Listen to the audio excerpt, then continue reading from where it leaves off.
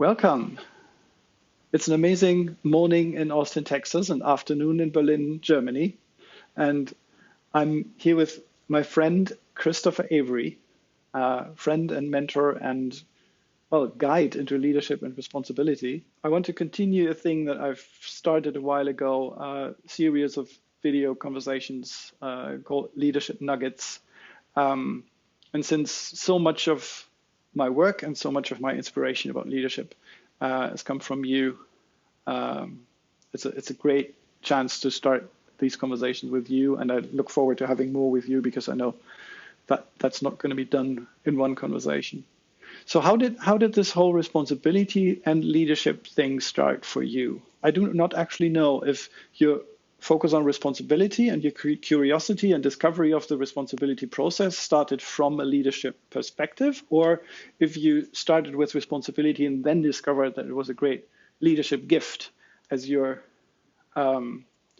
big leadership program is called. Yeah. So how did that come about? Yeah, thank you, Olaf. And here we are in our kitchens, and doing leadership nuggets makes me want to go over there and get something that I can pop in my mouth. So I'm going to see if we can deliver some tasty treats. Absolutely. Here. All right. So how it all started. One of my signature stories is the reason I know so much about responsibility is that I spent so much of my life avoiding it. I'm one of those Americans that spent 8 years getting a bachelor's degree in speech. Went to 3 different colleges, flunked out of my first one. Mm-hmm. So I was serious about taking life easy.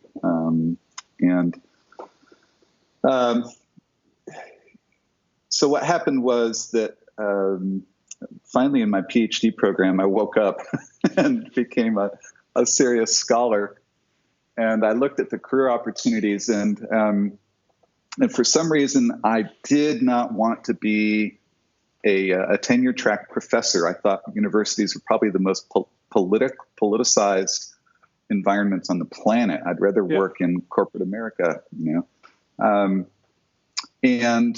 was working in a little consulting firm, which is where I learned my consulting and training chops. And I created a training for IBM. Mm-hmm. I had befriended a software manager who transitioned into being an education director after working for many years as a manager in software. And I asked her, what gives you knots in the stomach? And she said, I wish there was a way to teach software project leaders how to build teams. Now, Olaf, this is pre-PMI. Yeah. We're talking 1990. Yeah. That's when I had this conversation. And I went off and recruited a couple of my friends in adult learning and my brilliant professor friend who knew the sociology and psychology and group research like this. And we started putting together just a simple 3-day project team leadership workshop for project software leaders. And first of all, we knocked it out of the park and mm-hmm. had a huge business. So that was the beginning of me being in business was that. I spun out of the consulting firm and started PartnerWorks, which is now the responsibility company. Yep. I was looking for the one thing to typify everything about teamwork and collaboration. So, when you're an expert in a body of knowledge, you realize that you have to figure out a way to get somebody else to get the essence of it without caring about all of the stuff the way you do. Yeah. So I was trying to typify this huge body of knowledge down to a 3-day training, down to a couple of nuggets. Yes. And the thing that I noticed that nobody else was paying attention to was shared responsibility. Mm-hmm. Right? When teams come together, not even when they gel, but when they just even start to come together, and when they're willing to invest in figuring out how they're going to do this together, then what's happened is they've already started to step up to something that's bigger than themselves, bigger than their own job, bigger than their own accountability. Yeah. And, I don't remember exactly when or where I realized this, but I went, bingo, that's it. Mm-hmm. I'm going to hang everything I do on shared responsibility, and I'm going to go figure out what this stuff is, in terms of human dynamics and human psychology. Where does it come from? And how does it get there? And if somebody doesn't have it, can you install it? And, Can you download it somewhere? Yeah. Patch the operating system. Yeah, absolutely. So that's where my interest in responsibility really started. It started because of my interest in collaboration, teamwork, and partnering, and realizing that for any of that good collaboration, teamwork, partnering stuff to happen in corporations 30 years ago, right? It's still true today, but not as true. Yeah. For any of that good stuff to happen 30 years ago, you had to overcome all of this horrible structure that the corporation puts in place to keep you from teaming and collaborating. Exactly. Right? So all the departmentalization and the specialization and the individual roles and responsibilities and the individual performance and, all of that. So that's where it started. And then I was just in search of, I was a new PhD, and so I still had scholarship chops. Mm-hmm. And I was very committed to being a coach, consultant, trainer. And so I was I was just in a search for understanding responsibility. And that's when I ran into the responsibility project that was producing what I now call the responsibility process. And that was in 1991, I think, that I was introduced to that.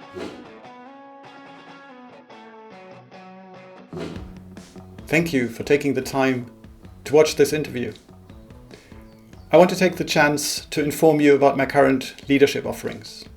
Certified Agile Leadership by Scrum Alliance is something that I do all the time. Cal 1 regularly. Next offering in Belgrade, Serbia. Obviously, as it's online, you can join from everywhere. July 20th and 21st. There's an ongoing advanced program, Cal 2, that you can join at any time. You'll find information about all of this on my website, trusttemenos.com. The specific advanced leadership offering, Mastering Relationships, takes part next week, July 7th to 9th. And a little later in the year, in autumn, 2 of our master programs start again. Our Trust Temenos Leadership Academy, a deep dive into your personal identity and intention as a leader. Who am I and what do I want? And a business development for coaches called School of Coaching, Witchcraft and Wizardry. And all of that you find online on trusttemenos.com. We will add the links to the description below. Enjoy the rest of the conversation. Yeah. So I went to a seminar. Mm-hmm. I went to a seminar called Money and You. Mm. And it was all taught with flip charts using what today you would call is it called training from the back of the room? Is that it? Yeah. So back then it was called super learning or accelerated learning, which is what I learned, the version I learned. Yes. And it was all taught with flip charts, and the flip charts are hung up. And so you could refer to all the models. And one of the early flip charts, he wrote the word lay blame and then justify and then made a line and then the word responsibility. And just briefly explained that when things go wrong, humans naturally blame and tell stories and make excuses and justify. But that all of that is below the line in terms of being ineffective and not owning your role in the world. Yes. It's being a victim. And that above the line is the ability to respond, that we all have a place in our mind where we can be creative and generative and we can overcome any problem. And then they proceeded to throw us into a game. And in the debrief of the game, I and everybody else were blaming the instructor and justifying the rules, and Yeah. Yeah. and the instructor just went over and stood next to the flip chart. Yeah. And inside of me, that got inside of me in a big way. Yes. Yeah, and I said to myself, I want that. Mm-hmm. I want to understand that. I want to integrate that into my being, big time. Yes. And I said to myself, I am a big frickin' crybaby. Mm-hmm. I'm smart. I'm ambitious. I'm intelligent. And I spend all of this time blaming and justifying why I don't have whatever I want. Mm-hmm. Yeah.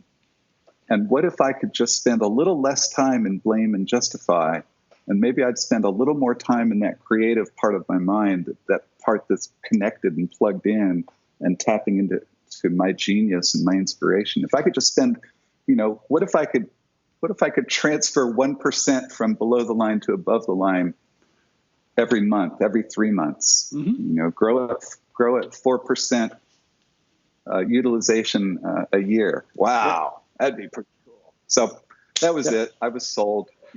Awesome. I already had my doctorate. I'd already seen tons of models of psychology, and this is the most brilliant model of normal psychology I'd ever seen. So I bought it hook, line, and sinker, Olaf. Yep. So that's the origin story. Beautiful. I've one follow-up question, and this might be a question for a second conversation. But it came to my mind when you started with team building and shared responsibility. And the question that one of the questions I get asked most by leaders is, or the hesitations that they utter, it's not actually a question, is that doesn't work. It doesn't work when multiple people take responsibility for something. Responsibility needs to be assigned to one person, and then that person needs to be held accountable. We all know the metaphor of the single wringable neck, which is so ingrained in the way that corporations are built. You mentioned that. It was definitely worse in the 90s, but I see a lot of that in organizations today. And a big part of my work is keeping startups from building all of these functions. Like they have 20 people and already 50 different job titles with vice presidents and whatnot, where I go like, ooh, why don't you focus on building product and making and growing your organization instead of growing your job titles and growing your egos and growing the different ways in which you cut responsibility into pieces. So what is there a key gift that you could give to those leaders who believe that responsibility needs to be assigned to a single neck or nose or pair of eyes or heart, whatever it is? Sure. That they can start believing that teams owning something are actually so much more effective and greater and much more fun?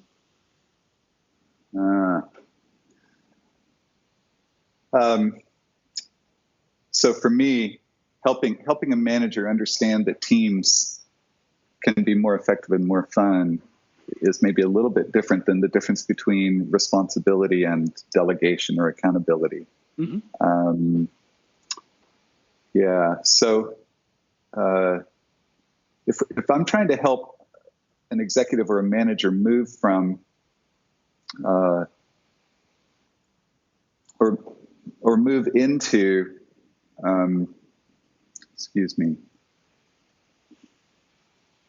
more effectiveness, I think I would help them differentiate responsibility as an internal dynamic of ownership or lack of ownership from accountability or delegation or performance measurement as an external thing. Yeah. And for me, I work in a self-organized team, 7 teammates, And the discipline that we have, and you know this from Scrum teams that you've worked with, the discipline we have is we start with what we're trying to get done and then move that down to, prioritized goals. And then we task it out. And the last thing we do is say, okay, now who is going to take what part? Yeah. We know who is doing what. Yeah. So the only thing that's different there is instead of the manager assigning who's doing what, is we assign it for ourselves. Yeah. Yeah. So for me, more gets done faster when a team takes ownership and has the execution conversation among themselves, rather than having some boss think that they know who should do what and assigning it. Yeah, you get absolutely. You get more of what you're an expert in, which is what I want to have a conversation about sometime, which is you get more of the invitation. You get more of the person showing up because of the invitation rather than the assignment. Yeah. Yeah, that's a beautiful idea for our next conversation, talking about the relationship between invitation and responsibility. That's a strong one. Absolutely. Thank you so much. This was interesting and new. I'm really looking forward to the next conversation. Me too. Thank you. Thank you.